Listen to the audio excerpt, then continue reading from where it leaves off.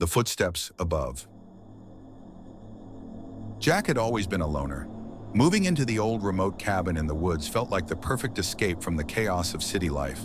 The place was a relic of the past, with creaky floorboards and peeling wallpaper, but it offered the seclusion he craved. For the first few days, the silence was soothing. Jack spent his time reading, writing, and exploring the dense forest that surrounded the cabin.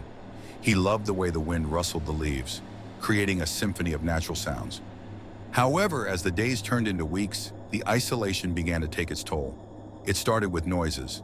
At first, Jack thought it was the wind playing tricks on him, but as the noises grew more distinct, he realized they were footsteps. Faint, barely audible, yet unmistakably human footsteps that seemed to come from the attic. He tried to ignore them, attributing them to the creaks of an old house settling. One night, unable to sleep, Jack sat in the dimly lit living room, staring at the flickering fire. The footsteps grew louder, more insistent.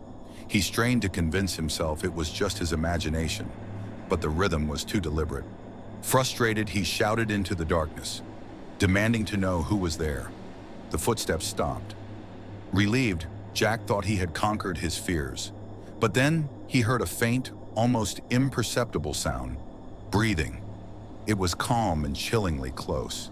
His heart pounded as he searched the cabin, checking every room, every closet. There was no one. The breathing echoed in his mind, relentless. He couldn't shake the feeling that he was not alone. Desperation drove him to investigate the cabin's history. He found old newspapers in the attic, yellowed and fragile. They spoke of a family who had lived there decades ago.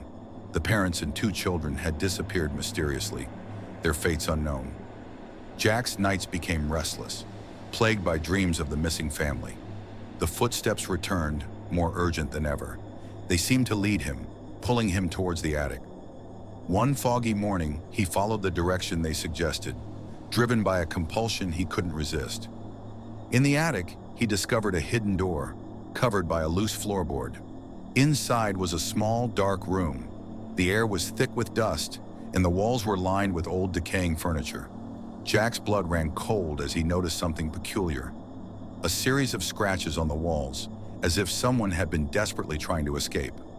Suddenly, the footsteps turned into hurried, frantic movements. Jack fell to his knees, clutching his head, as a horrific realization dawned upon him. The family had not disappeared. They had been trapped, hidden away in this tiny room, and had eventually succumbed to starvation. He scrambled back to the living room, the frantic movements growing louder with every step. Once inside, he frantically searched for a way to free himself from the terror that had enveloped him. The footsteps returned, guiding him to a hidden compartment beneath the floorboards. Inside, he found a dusty old journal. The final entry was scrawled in frantic handwriting. "We are trapped here forever, our story untold. Find the truth or join us in eternal isolation." Jack's heart raced as he read the final words. He realized the truth of their disappearance had to be uncovered to set their spirits free. But as the walls closed in around him and the footsteps became deafening, one question haunted his mind. Was it already too late?